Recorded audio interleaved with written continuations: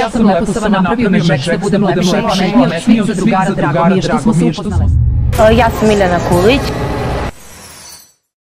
Se prave glupe, slepe, ja ću trilepe, te otera.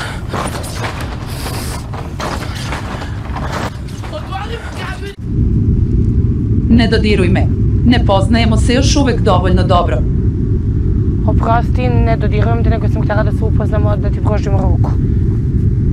Mislim da sam ti... Vi ste neki drugačiji roboti od Leposave. Aha, ti misliš da smo i mi roboti? Okej.